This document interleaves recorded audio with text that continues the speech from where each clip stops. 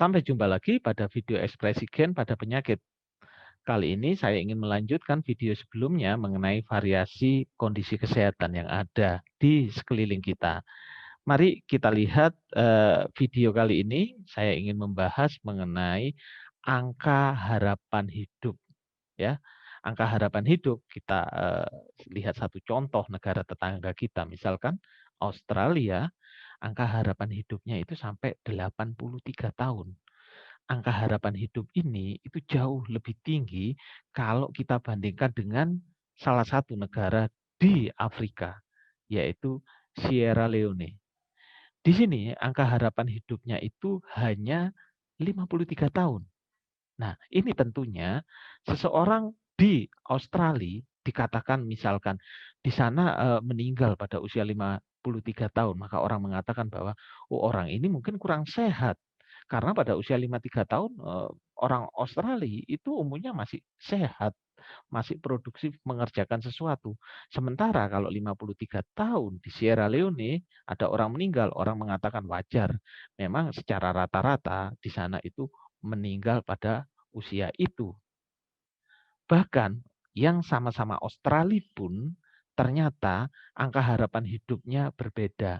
Kalau kita bandingkan antara orang Australia pendatang dan orang asli Australia, orang aborigin, ternyata angka harapan hidup mereka itu 10 tahun lebih rendah dibanding orang Australia pendatang.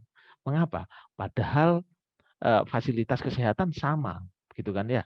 Artinya kalau begitu ada kesehatan yang kualitasnya lebih rendah begitu ya dibandingkan orang Australia pendatang. Artinya orang Australia asli mungkin dia lebih mudah terserang penyakit. Kesehatannya bervariasi. Kenapa lebih mudah terserang penyakit? Ini yang mesti dieksplorasi lebih dalam juga begitu ya. Ada lagi yang lain tidak? Kita lihat ini, angka harapan hidup di Indonesia. Data ini saya dapat dari BPS. Saya ambil provinsi yang memiliki angka harapan hidup tertinggi, 3 provinsi, dan 3 provinsi yang memiliki angka harapan hidup terendah.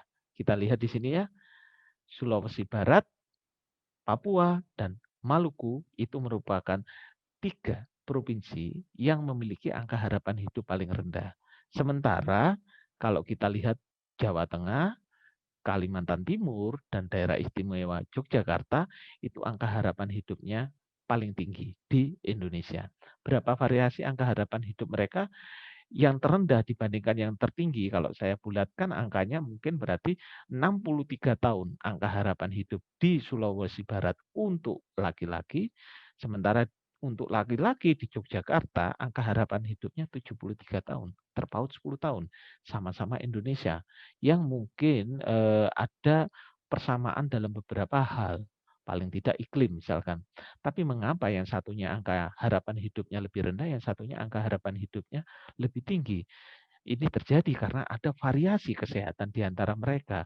Tentunya yang angka harapan hidupnya lebih rendah, lebih banyak memiliki penyakit atau lebih mudah terserang penyakit.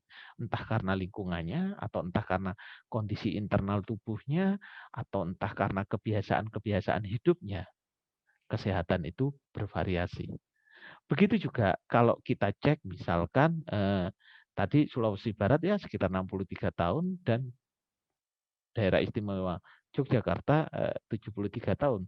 Kalau kita cek sekarang yang wanita, Sulawesi Barat, sama-sama Sulawesi Barat, antara pria yang angka harapan hidupnya 63 tahun dan wanita, saya bulatkan berarti angka harapan hidupnya 67 tahun.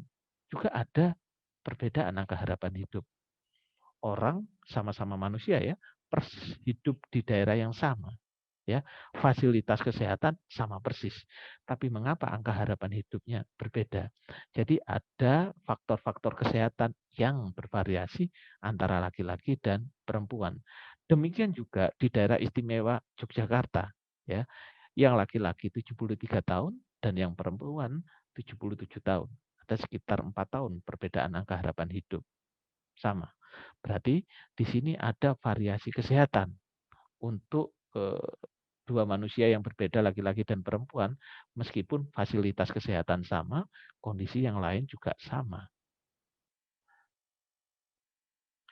Nah, kalau sekarang kita kembali pada topik kita pada mata kuliah ini, ekspresi gen pada penyakit, nantinya di mata kuliah ini saya akan membedakan penyakit dalam dua hal, yaitu communicable disease, penyakit yang bisa dikomunikasikan, apa itu nanti kita bahas lebih detail, dan non-communicable disease.